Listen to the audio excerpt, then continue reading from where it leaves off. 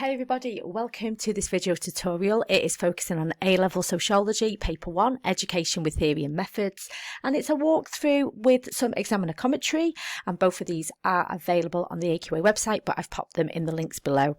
As always, massive thank you for watching. Please subscribe, and if you want to see some of my videos, we do go through exam questions, how to answer, techniques, and how to plan them.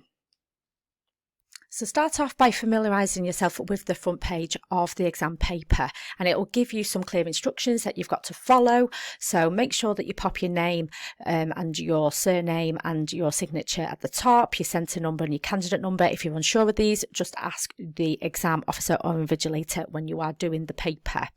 This is a 2-hour paper, and it's always really good advice just to make sure that you are practicing questions timed to prepare yourself for these exams. It'll always give you some instructions. So in terms of paper 1, you need no other materials. You answer all the questions on the question paper or the question booklet. If you do need additional paper, you will need to pop your hand up and ask the invigilator to give you some when you need it. It will always ask you to use black or black ballpoint pen, and make sure you answer all the questions. On this paper, there are 6 to answer.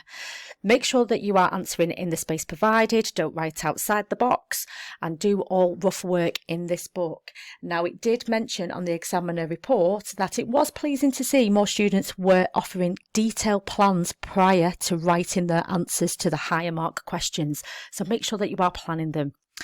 Further information means that there are marks for each question that are shown in brackets. That will give you an idea about how long you should be spending on them.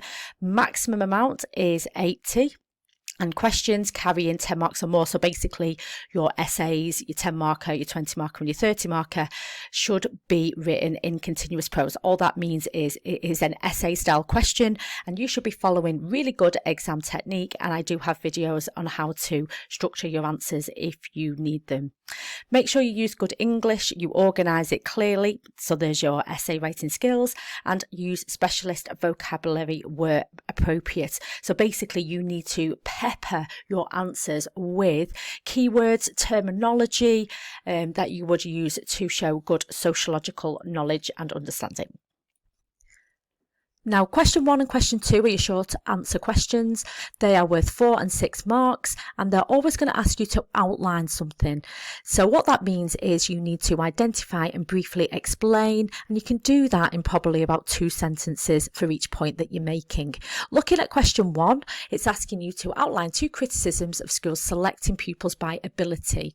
Now, the trigger word here is criticisms, so you get a mark for stating what that criticism was, and most students could identify at least one of them and explain to get the additional mark. The most common response was that selecting pupils by ability often disadvantages some social groups, for example, the working class, because they might not be able to pass the test effectively. Other criticisms could be about the late developer, the students' self-esteem being lowered, and also how do you measure ability and how do you define it in order to select the students by it. Now, some problems that students did, and this is where they lost marks, was that they just described the selection process, or they did not give an adequate explanation of the criticism, or they just repeated the first explanation. So just make sure that you are giving 2 separate points. Now, question number 2 was probably the best answered question on the paper. It had the highest mean marks as a percentage of the maximum mark, and most students could give at least 2 ways. Okay, now what you had to do on this question was that you had to state what the way is for the identification point, and then you had to say how the characteristics of school is similar to the characteristics of the workplace, and you had to refer to both to get that second point. Now, the most common answers were about hierarchy, dress codes, attendance, punctuality, rewards and punishments, and the fragmentation of tasks. They all got 1 mark, and then to pick up the second mark, you then had to explain how the school was mirrored in the workplace.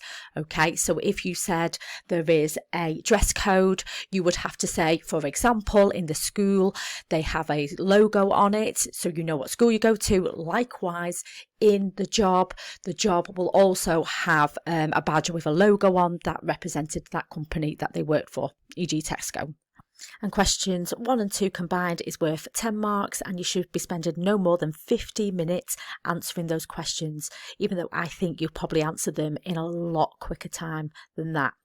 Question 3 is your 10 marker. You should be spending 15 minutes on answering this question, and the focus of this question is applying material from an item and analysing the two whatever's been asked. Okay, now what was really pleasing to see was that students were able to explicitly refer to 1 or 2 hooks, so people have obviously been practicing these types of questions, and then you need to apply your knowledge on it. Okay.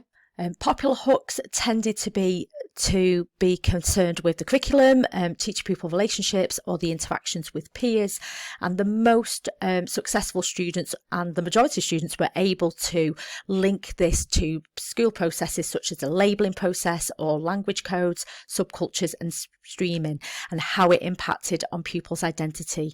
Now, the small amount of students were unable to refer to the hooks, and they often had really good knowledge of some of these processes, but because they didn't make the point from the item hook, they did not get beyond the 1 to 3 band. Secondly, students also lost marks because they didn't apply it to how it affected pupils' identities. So there's a couple of things that you needed to watch out for on that question. So your question 4 is your extended essay. It's worth 30 marks. And just a reminder, the examiner report does explain that they were really pleased to see students planning their answers. And I would actually recommend that you use this space to use a really detailed plan and actually only start your essay on the top of the next page. Okay, really, really nice advice there from the examiner report. So, what did you need to do for this one? So you have to apply material from the item. Once again, it's asking you to evaluate. So the better answers evaluated as they went along. You're looking for sociological explanation. So basically, because it's looking for differences between ethnic groups, you are looking for things like external factors and internal factors, and explaining the application to achievement of these ethnic groups. So most students were able to look at a range of external and internal factors. You can see it's quite an open question, it's not specified. A lot of the students structured their answers using the item as a starting point. And the large majority of students actually got around about 18 marks for this. So pretty strong answers for this question. Now, your better answers had more in it. They talked about a more range of concepts, and they were very specific to the ethnic groups. So rather than being quite generic, so this causes the achievement of ethnicity, they were able to be successful in highlighting which ethnic groups were the high achievers and which ethnic groups are the low achievers. The very best answers had specific evaluation and also could explain the link between the internal and the external factors. For example, talking about an external factor such as language barriers, English not being a first language, and how that then crosses over to impact the way students are labelled within the school. Your weakest answers often drifted to a class and achievement answer because some of the explanations do overlap, such as material deprivation, cultural deprivation, and the labelling process, and they started to read a little bit generic rather than being very specifically applied to ethnic groups. And that often meant that your evaluation was by juxtaposition. Now, I do have a video which explains what is meant by juxtaposition and how it differs from applied evaluation. So overall, your better answers evaluated and were very critical as they went along rather than just bolting it on at the end. But as you see, the majority of students did well on this one, gaining an average of about 18 marks out of the 30. And just a reminder of timing, you should be spending about 45 minutes on this question. Moving on to question 5, this is my favourite question out of the paper, the methods in context question, and it is worth 20 marks. You should be spending about 30 minutes on it. It will always give you an item and it will give you a little bit of information about the context. So in this case, it's the role of parents in pupils' achievement, and it will always give you a little bit of info about the method that is being asked about as well, which is written questionnaires. Now, the majority of students in this answer were very confident in their understanding of written questionnaires and were able to give practical, ethical and theoretical issues regarding to it, and they were often quite balanced as well with strengths and weaknesses. Now, you can gain marks for just doing that, but it is worth reminding that you can't get higher than the 9 to 12 band if you just give the strengths and weaknesses of the written questionnaires. A small minority of students confused written questionnaires with open questions and then started to talk about qualitative research and drifted away from it there. And some students were confused with the terms qualitative and quantitative. But your weaker responses applied material from the item, and they just repeated sections from it and didn't really develop it and apply it to what the question was asking. Now, what you needed to do to score highly on this was apply the use of a written questionnaire to investigate the role of parents in their children's achievement at school. So a lot of students did refer to this by looking at parental involvement. They were able to show the difference between working class and middle class parents and how their linguistic and literacy skills and parents' experiences of education might impact them responding to a written questionnaire. And also they were talking about impression management as well, and how they represented themselves as good parents and how that came through on the questionnaires. Very few students actually then linked it to pupils' achievement as well. They failed to gain the higher marks. You could have wrote about how parents may give socially desirable responses that lack validity. They might tick boxes stating that they agree with the statement that they are involved in helping their child achieve in school, which is a little bit a line. It's a bit of a problem with it, and that means that it does lack validity. It was really pleasing to see that students were able to look at the characteristics of the method, such as access via the gatekeeper, and go beyond education in general and be very specific to what the question was actually asking. So if you need any help with these types of questions, I do have videos on how to answer the methods in context if you need it.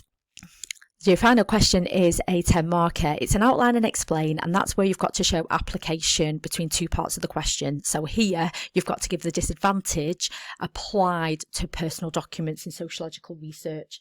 Now, there was a wide range of responses to this question. They either didn't respond because they ran out of time, but the majority of students were able to give 2 reasonable disadvantages, such as problems of access to the personal documents, invasion of privacy, or interpreting personal documents. And quite a few were able to apply sociological research, such as Thomas and Zanecki's letters, the Polish immigrant in America, or Aries with his paintings of childhood. Your weaker answers did apply examples such as diaries, but they didn't develop it further. Now, many students performed less well on this question. It might have been a lack of understanding, a lack of confidence of how to answer this question. And many students struggled to fully develop their disadvantages. They often then listed a number of disadvantages to compensate for the lack of analysis. And some wrote about general disadvantages of qualitative research, for example, such as positivist criticisms, without specifically applying it to personal documents. Centres are reminded that there are no marks for evaluation on these questions, and students had specific evaluative statements regarding the strengths were tagged on, and that is not rewardable. Okay, so that is the end of the paper. You should hopefully be a little bit more familiar. I would have a go at practicing some of these questions, referring it to the mark scheme, and having a little bit of a go of answering these types of questions using the examiner commentary that I've given you. If you've got any questions, please ask, and I will help you out. Okay, thank you. Bye-bye.